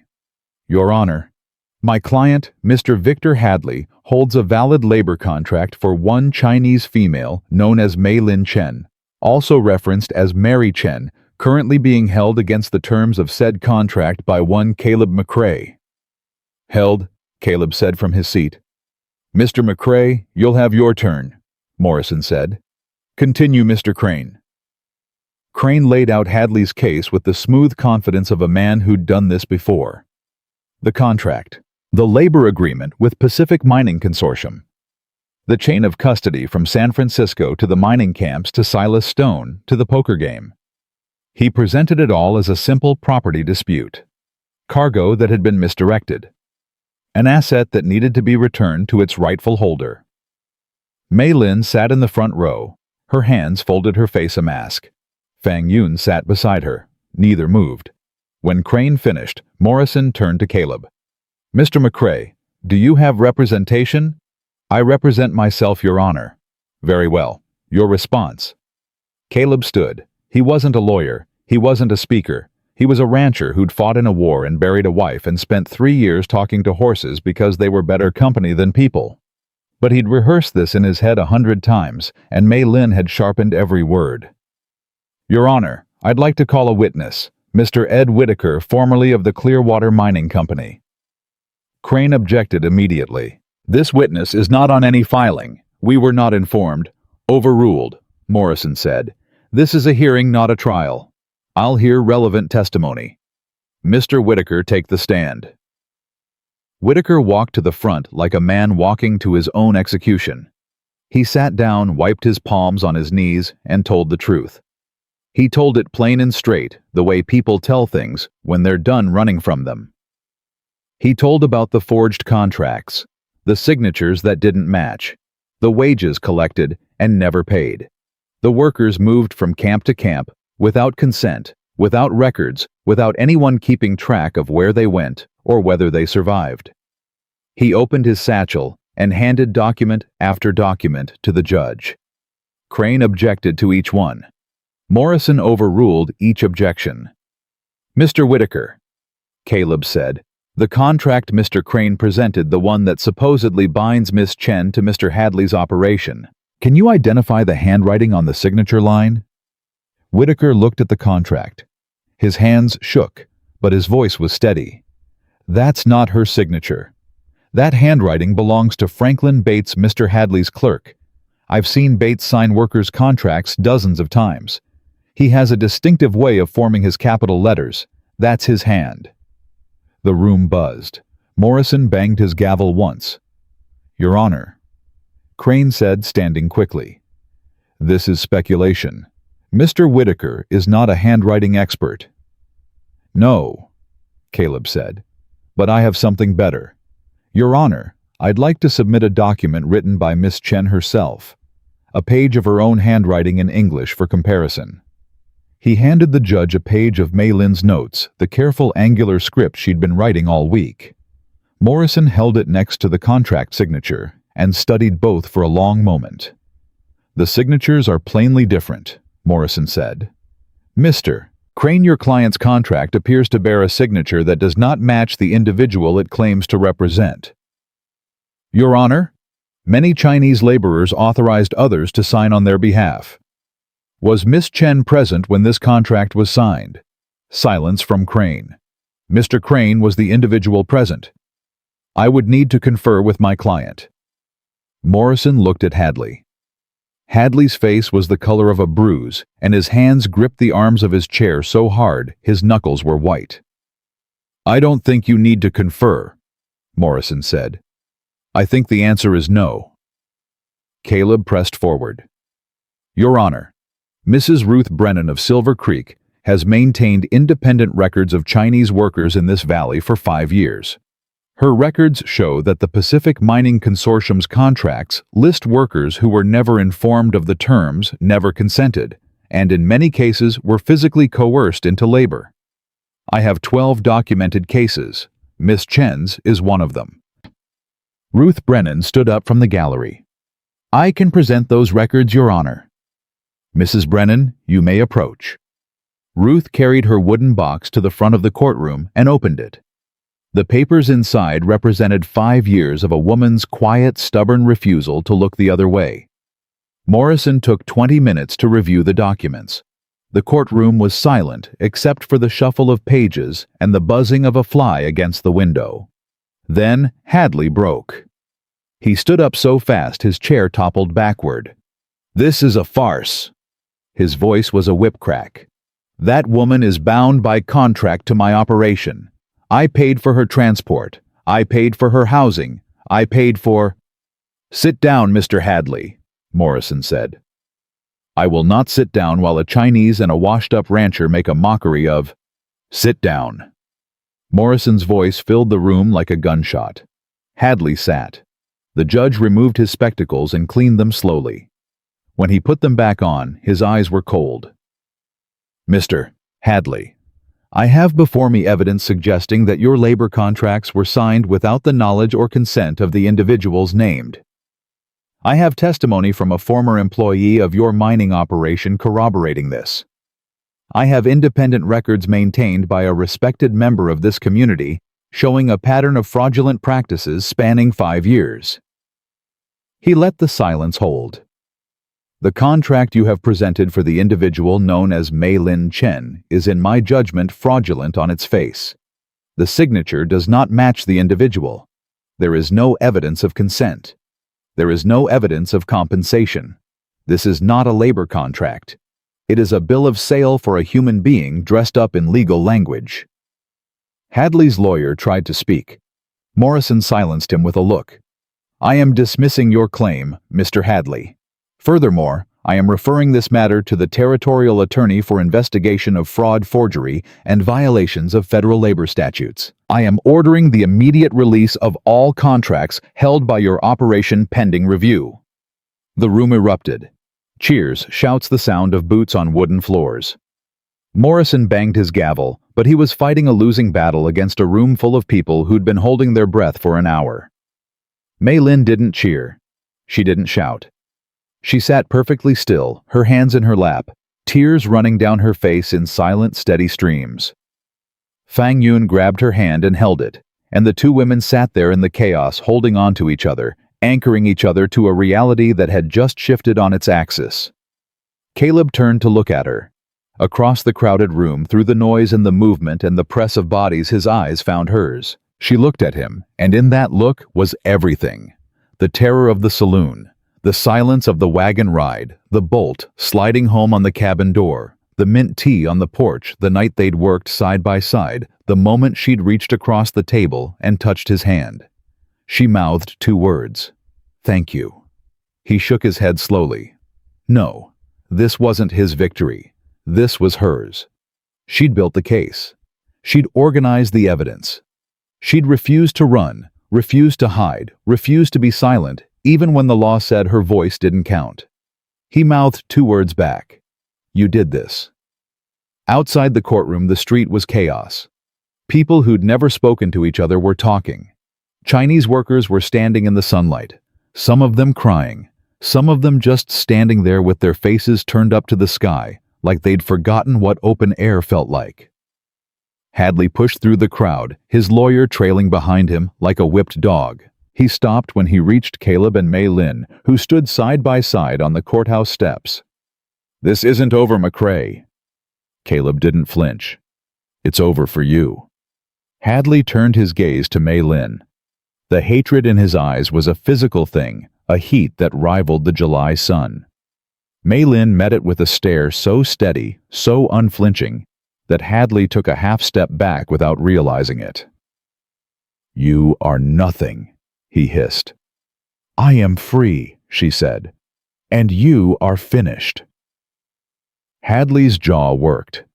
He looked around at the crowd, at the faces watching at Ruth Brennan, with her arms crossed at Tommy Walker, grinning like the sun at the Chinese workers standing tall for the first time in years. He saw what Mei Lin saw. He saw a wall of people who would not move. He turned and walked away. His boots raised small clouds of dust that hung in the still hot air, and nobody watched him go because he no longer mattered. Ruth Brennan pulled Mei Lin into a hug so hard it nearly lifted her off the ground. "You did it, girl. You did it." "We did it," Mei Lin said into Ruth's shoulder. "All of us." Tommy punched the air. Whitaker sat on the courthouse steps with his head in his hands, crying the quiet tears of a man who'd finally set down a burden he'd been carrying for too long. And Caleb McCrae, who had not cried since the day they buried his wife, felt something hot and unfamiliar behind his eyes, and turned away before anyone could see it. He walked to the hitching post and put his hand on his horse's neck and pressed his forehead against the warm, solid muscle and breathed. A small hand touched his back. He didn't turn around. "You're crying," Maylin said. "I'm not." "You are. And it's all right. I don't cry." "Everyone cries, Caleb, even stubborn ranchers who fought in wars and talked to their horses." He laughed. It came out broken, half sob, half sound, and he hated it and was grateful for it at the same time. He turned around.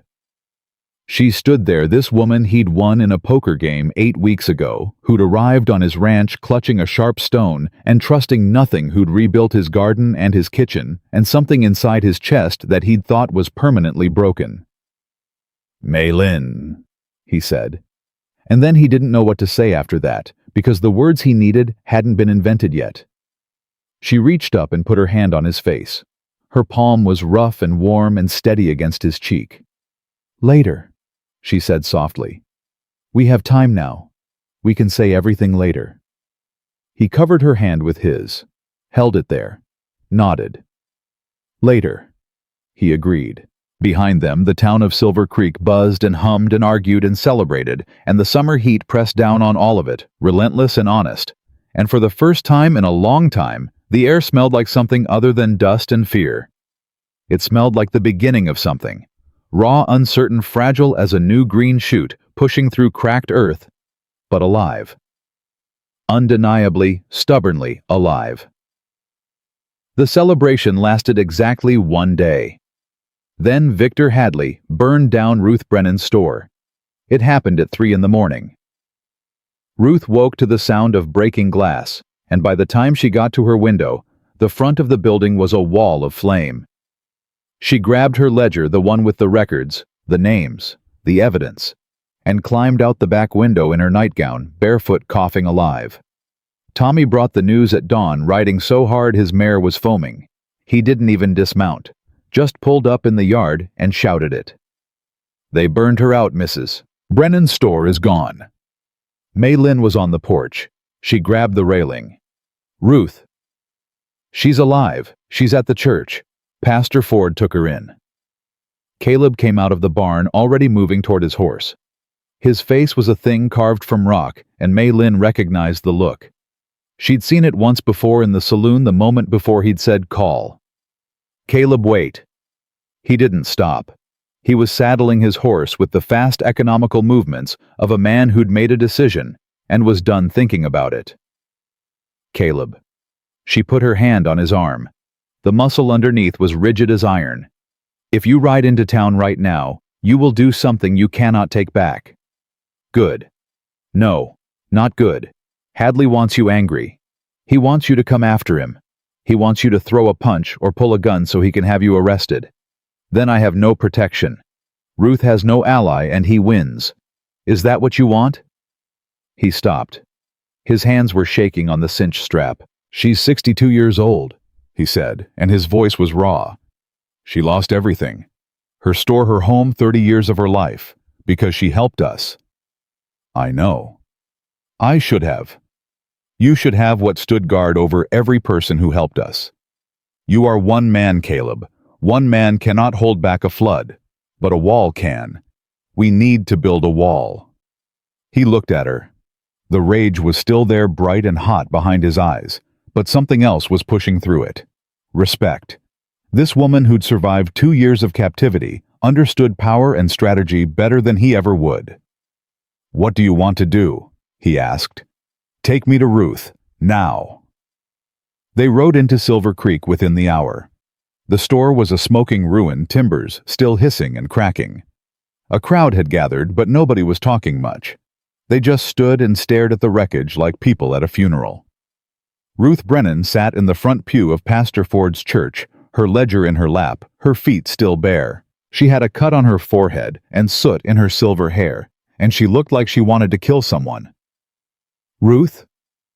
Mei Lin knelt beside her. Are you hurt? I'm mad. That's different. Did you see who did it? Didn't need to see. Only one man in this valley would burn a woman's livelihood to the ground over a courtroom loss. Ruth's hand tightened on the ledger. But I saved the records. He burned my store, but he didn't burn the truth. Pastor Ford stood nearby wringing his hands. He was a thin, nervous man who preached kindness on Sundays and spent the rest of the week avoiding conflict. Today he looked like conflict had found him whether he wanted it or not. Mrs. Brennan can stay at the church as long as she needs, he said. But I must say this situation has become quite dangerous, Ruth said. It's been dangerous, Samuel. You just didn't notice because the danger was only hitting people who don't look like you. Ford flinched. Mei Lin watched him reading the guilt on his face, measuring it, deciding whether it was deep enough to be useful. Pastor Ford, she said, how many people attend your church? 70-80 on a good Sunday. And how many of them saw what happened at the hearing? Most of them, I'd imagine. Then most of them know what Victor Hadley is. The question is whether your congregation will stand against him or stand by while he destroys this town one building at a time. Ford's mouth opened and closed. He looked at Ruth, who stared back at him with an expression that could strip paint. She's right, Samuel, Ruth said. You've been sitting on that fence so long you've got splinters. Time to pick a side. Ford straightened his collar. Something shifted in his watery eyes, not courage exactly, but the shame of its absence, which was sometimes just as powerful. I'll speak to the congregation, he said quietly. This Sunday. Today, Mei Lin said. Ring the bell and call them now. By Sunday, Hadley will have burned something else. Ford looked at her like she'd asked him to walk on water. Then he looked at the smoking ruins visible through the church window, and his jaw set. I'll ring the bell, he said. He rang it at 10 in the morning. By 11:40 people had gathered in the church. By noon it was standing room only. Caleb hadn't planned on speaking. He'd planned on standing in the back with his arms crossed, supporting Mei Lin and Ruth from a distance. But Ruth had other ideas. Caleb McCrae, she said from the front of the church. Get up here. Ruth, I didn't ask what you don't. Get up here and tell these people what Victor Hadley has been doing. They've heard rumors. They need to hear it from a man they trust. He walked to the front of the church and his boots sounded loud on the wooden floor. He looked out at a sea of faces, farmers, ranchers, shopkeepers, their wives, their children. People he'd traded with, worked beside, nodded to on the street for years without ever really knowing. Most of you know me, he said. I don't talk much and I mind my own business. But there's a line and Hadley crossed it. He crossed it when he bought and sold human beings like livestock. He crossed it when he forged contracts and stole wages from people who couldn't fight back. He crossed it last night when he burned Ruth Brennan's store because she had the courage to keep records. He paused. The room was dead silent. I ain't asking you to like Mei Lin Chen. I ain't asking you to agree with what I did at that poker table. I'm asking you to look at what Hadley's done and decide what kind of town you want to live in. Because if a man can burn down a store and walk free, if he can buy and sell people and call it business, then none of us are safe. Not your property, not your families, not your lives. Martha Sims stood up from her pew. My husband punched Hadley in the face 6 years ago. Hadley bankrupted us the next year. Called in every loan, pressured every bank. My husband died of a heart attack 2 months later. I've been waiting 6 years for someone to say what Caleb just said. Tom Harrison stood next. Hadley's been undercutting cattle prices in this valley for a decade. Uses cheap labor Chinese workers he doesn't pay to run his operations at a cost no honest rancher can match. He's not just hurting them, he's hurting all of us. One by one people stood. Not everyone, not even most. But enough. Enough voices, enough stories, enough accumulated fury to fill the church and spill out through the open windows. Mei Lin sat in the second row beside Fang Yun watching. She didn't speak. She didn't need to. The room was doing what she'd hoped it would do, turning individual grievances into collective action. Sheriff Dawson stood at the back, his hat in his hands. He looked like a man watching his own reckoning approach. After the meeting, Caleb found Dawson outside. "You know he did it, Hank." "I know, but knowing and proving—" "Don't give me that again. You've been hiding behind that line your whole career." Dawson's face went red. "Now listen here." "No, you listen. Ruth Brennan nearly died last night. A 62-year-old woman climbing out a window in her bare feet because Victor Hadley couldn't accept losing in a courtroom. You're the law in this town. Act like it. I can't arrest a man without evidence. Then find the evidence, do your job, or take off that badge and give it to someone who will." Dawson stared at him. Caleb stared back. The silence between them was the kind that could go either way, toward a fist or toward a handshake. Dawson broke first. He put his hat on and squared his shoulders, and when he spoke, his voice was different. Harder, cleaner. "I'll look into it," he said. "Properly. And Caleb, if I find what I think I'm going to find, I'll need you and that woman of yours to testify to the judge about the hearing and everything after." "She's not my woman, Hank." Dawson almost smiled. "Sure she ain't." He walked to his horse and rode toward town, and for the first time, he looked like a man with somewhere to go. Back at the ranch that evening, Mei Lin cooked dinner while Caleb fixed a hinge on the barn door that didn't need fixing. They circled each other, aware of the tension, unable to name it. "You spoke well today," she said, setting plates on the table. "I said about 5 sentences." 5 sentences was enough. You are effective when you are brief.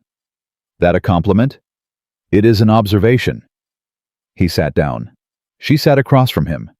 The food was good. It was always good, but neither of them ate much. "Caleb." "Yeah." "What Dawson said. He called me your woman." Caleb's fork stopped halfway to his mouth. "Dawson says a lot of things." "Is that what I am?" The question hung between them like a held breath. He set his fork down slowly. "I don't think you belong to anybody, Mei Lin. That's the whole point." "That is not what I asked." He met her eyes. She was looking at him with that steady, fearless gaze that could take apart a man's defenses faster than any weapon. "What are you asking?"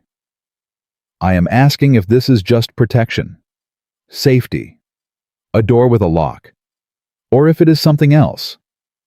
His heart was doing something it hadn't done in 3 years. It was beating like it meant it. "It's something else," he said. "Since when?" "Since you told me my garden was tragic." She laughed. It was the first real full laugh he'd ever heard from her, and the sound of it went through him like sunlight through water. "That is a terrible beginning for a love story," she said. "I'm a rancher, not a poet." "Obviously." But she was smiling. Not the almost smile, not the memory of one. A real smile that reached her eyes and changed her whole face. He reached across the table and covered her hand with his. She turned her palm up and laced her fingers through his. Her hand was small and rough and warm, and it fit against his, like it had been waiting to. "I don't know how to do this," he said. "I loved Mary. I loved her completely. And losing her broke something in me that I thought was permanent. But you, Mei Lin, you didn't fix what was broken. You built something new. And I don't have the words for what that is, but it's real, and it scares the hell out of me." She squeezed his hand. "It scares me too." "Good. Then we're both scared." Two scared people holding hands over cold noodles. This is definitely not a love story. "Best one I've ever been in." She stood up from the table. She didn't let go of his hand. She walked around to his side and stood in front of him close enough that he could feel the warmth coming off her skin. "Caleb McCrae, I am going to do something, and I need you to understand that I am doing it because I choose to. Not because I owe you. Not because I'm grateful. Not because I have nowhere else to go. Because I choose to." She leaned down and kissed him.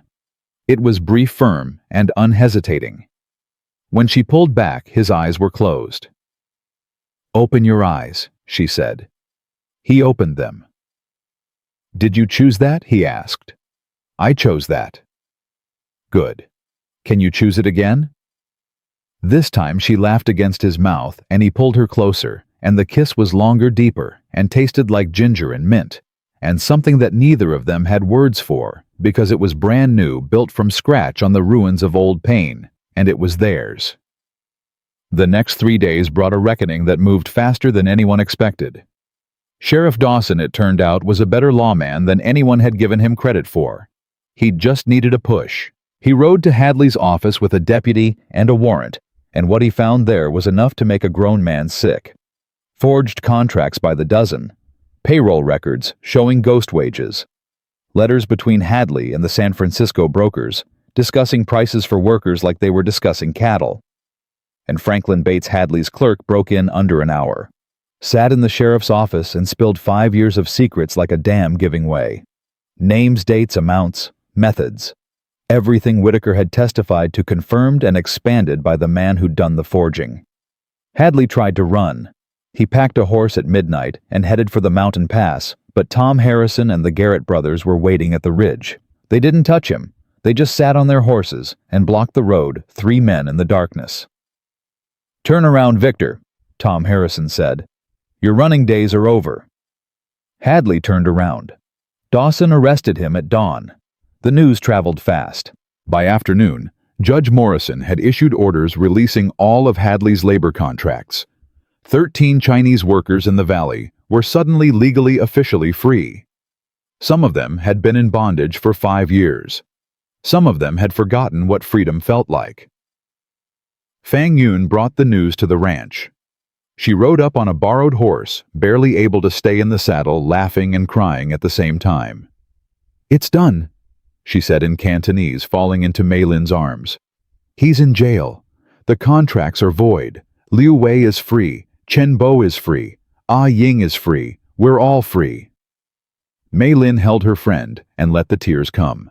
She'd been holding them back for weeks, rationing her emotions the way she'd rationed food in the camps, never allowing herself too much at once. But now the dam broke, and she cried hard, ugly, gasping sobs that shook her whole body. Caleb watched from the porch.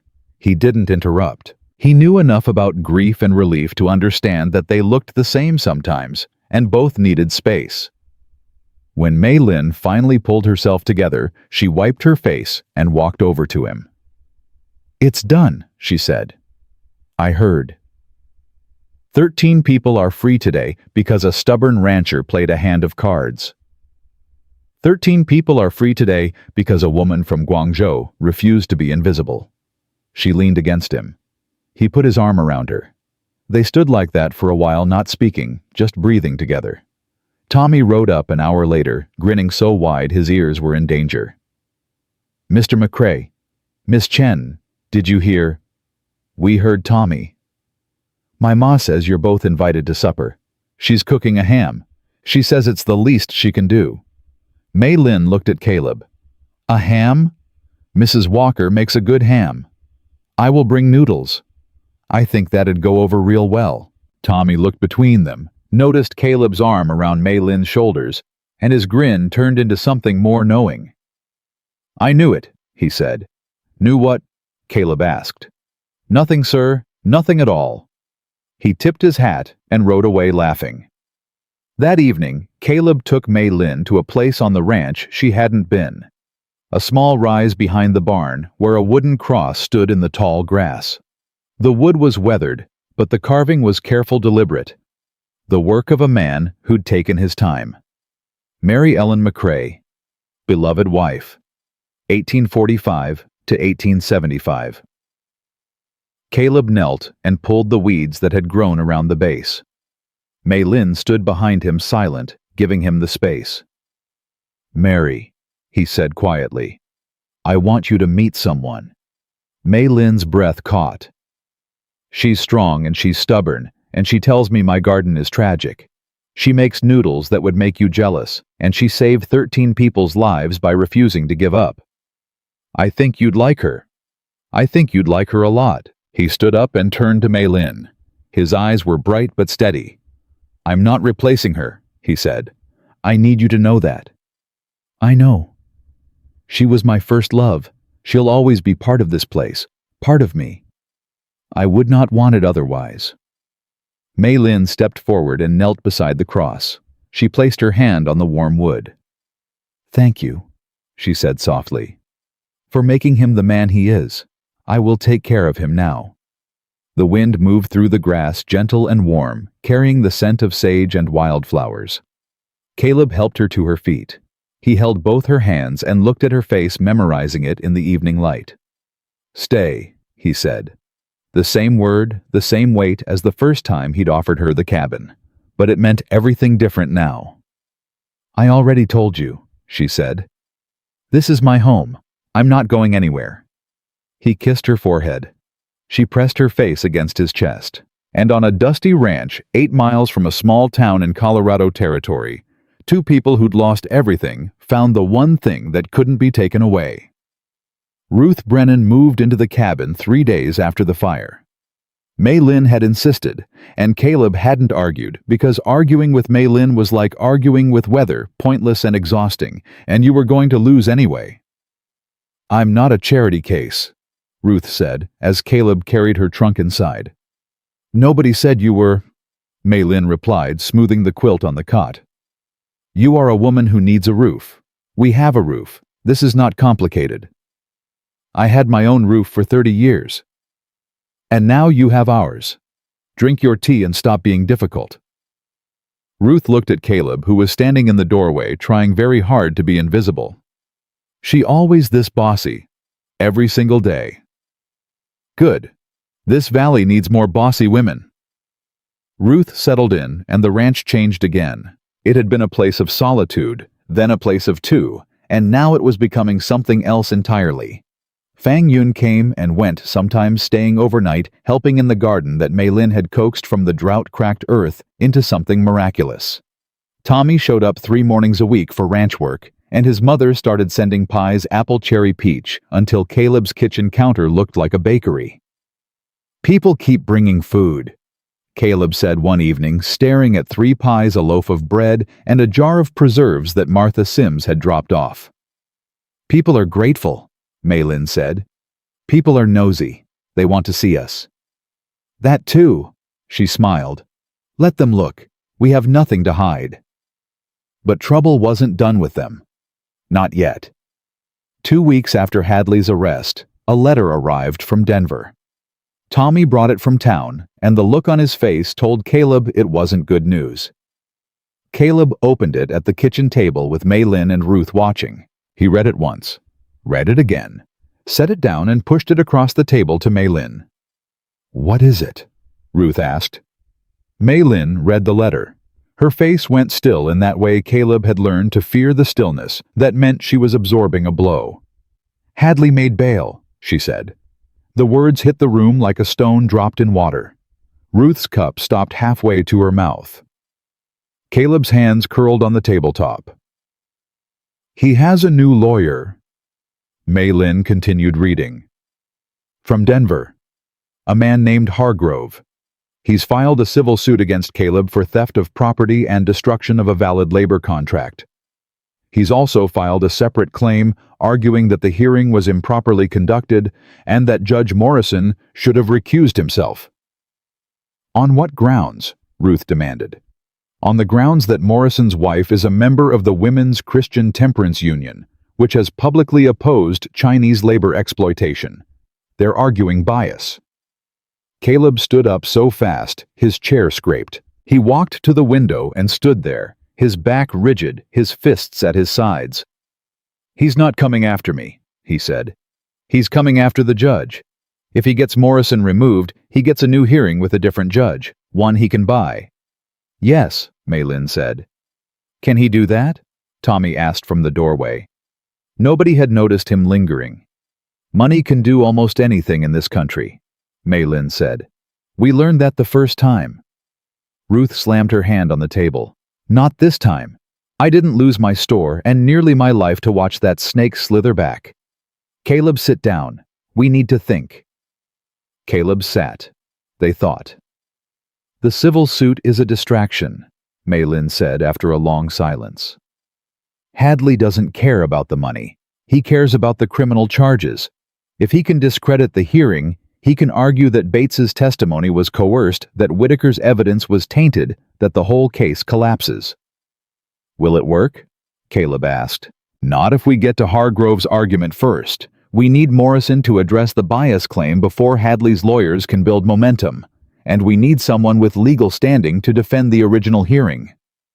We need a real lawyer, Ruth said. We can't afford a real lawyer. I can. Everyone turned to Ruth. She reached into her ledger, the one she'd saved from the fire, and pulled out a folded piece of paper. My store was insured, she said. The Hartford Fire Insurance Company. I filed the claim last week, and I have a cousin in St. Louis who's a federal attorney. His name is James Brennan. He's been fighting labor fraud cases for 10 years, and he owes me a favor because I raised him after his mother died. Caleb stared at her. You've been sitting on this. I've been waiting for the right moment. This is the right moment. Ruth Brennan, you are the most devious woman I have ever met. Thank you, dear. Mei Lin picked up the pen and started writing. We need to contact your cousin today. We need Morrison to know about the recusal motion before it's filed. And we need every person who was at that hearing to sign a statement affirming what they witnessed. That's a lot of writing, Caleb said. Then you'd better start early. He looked at her across the table. She looked back. The fear was there. It was always there, but underneath it was something fiercer, a refusal to bend, a stubbornness that matched his own, and then some. You know, he said, when I won that poker hand, I thought I was saving you. And now I think you're saving all of us. Ruth pretended to study her ledger. Tommy pretended to study the ceiling. Mei Lin pretended the color rising in her cheeks was from the heat. Go saddle your horse, Caleb McCrae, she said. We have work to do. The next 10 days were a blur. Caleb rode the valley collecting signatures. Ruth wrote to her cousin in St. Louis. Tommy served as courier running letters between the ranch and town with tireless energy. And Mei Lin did what Mei Lin did best.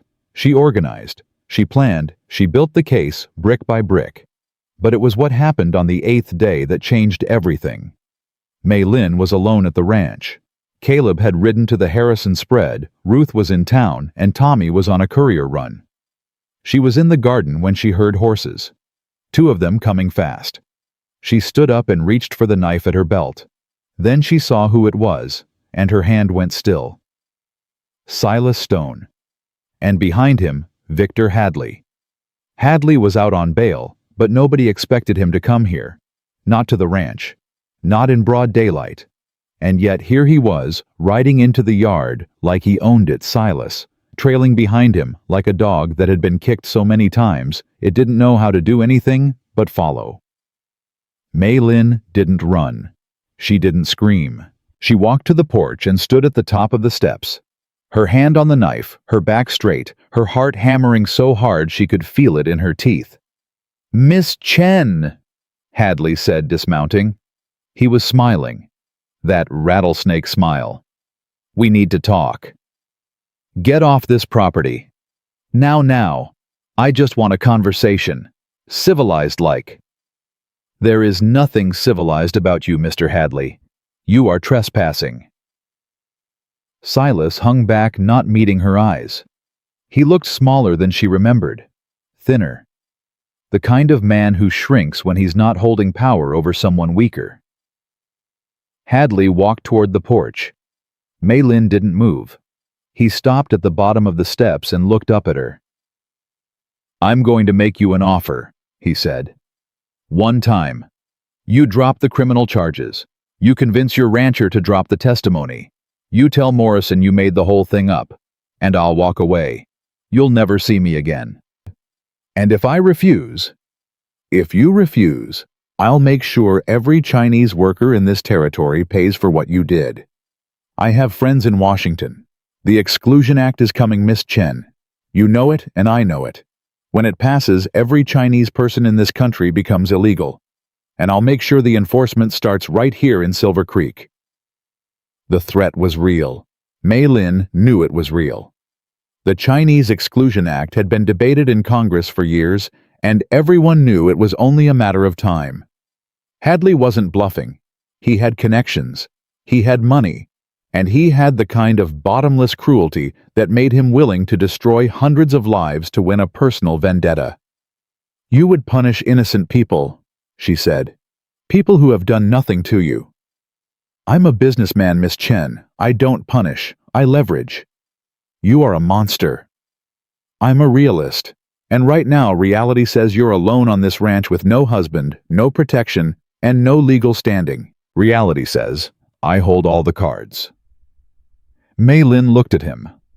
She thought about the ship from Guangzhou, the dock in San Francisco, the mining camps, Silas, the poker table, the deed, the cabin with the lock on the inside. She thought about Caleb's face when he'd said, "Not while I'm breathing." She thought about Ruth climbing out a window in her bare feet, clutching her records. She thought about Tommy riding to Pueblo because a 16-year-old boy decided to be a man. She thought about Fang Yun falling into her arms, laughing and crying. She thought about all of it, every mile, and every scar, and every moment of terror and grace, and she made her choice. "Mr. Hadley," she said, and her voice carried across the yard, clear and strong and unshaking. "I am going to tell you something, and I want you to listen carefully, because I will only say it once." She descended the porch steps, one at a time, slow, until she stood on the packed earth 5 feet from Victor Hadley, looking up into his face. "You did not break me in the camps. Silas did not break me in the saloons. The docks did not break me. The ship did not break me. 2 years of captivity did not break me. And you will not break me now. Not with threats. Not with lawyers. Not with acts of Congress. I am Mei Lin Chen of Guangzhou, daughter of Chen Wei, and I am standing on my own land, beside a man who loves me in a community that chose to fight for me. You have money. You have power. But I have something you will never understand. I have people who chose me. And that, Mr. Hadley, is worth more than anything you will ever own." Hadley stared at her. For the first time, the smile was gone. In its place was something naked and ugly, the face of a man who had just realized he was afraid of a woman who weighed 100 pounds and didn't have a single legal right in the country she stood in. Silas spoke for the first time. "Victor, let's just go. This ain't—" "Shut up, Silas. Victor, she ain't gonna—" "I said shut up. A horse, coming fast." Hadley heard it and turned. Caleb came around the bend at a full gallop, rifle across the saddle dust, billowing behind him. He pulled up in the yard, read the scene in 1 second flat, and dismounted before the horse had fully stopped. "Get away from her," he said. His voice was the lowest Mei Lin had ever heard it. A whisper with the force of a shout. "McCrae, this is between me and— There is nothing between you and her. There never was. You're on my land, Hadley. You've got about 10 seconds to get on your horse." "Or what?" Caleb cocked the rifle. The sound was small and metallic and absolute. 9, he said. Hadley looked at the rifle, looked at Caleb's eyes, looked at Mei Lin, who hadn't moved, who was still standing exactly where she'd been, unmoved, unbroken, unbent. He got on his horse. "This isn't over," he said. "You keep saying that," Mei Lin said, "and every time it is." Hadley wheeled his horse and rode out.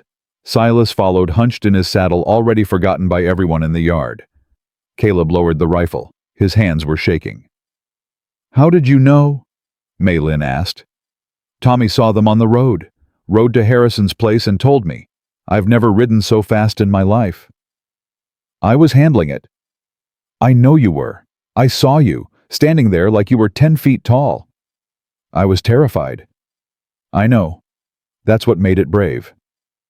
She walked into his arms, and he held her, the rifle hanging loose at his side, her face against his chest. both of them shaking with the adrenaline that comes after a battle that didn't turn into bloodshed.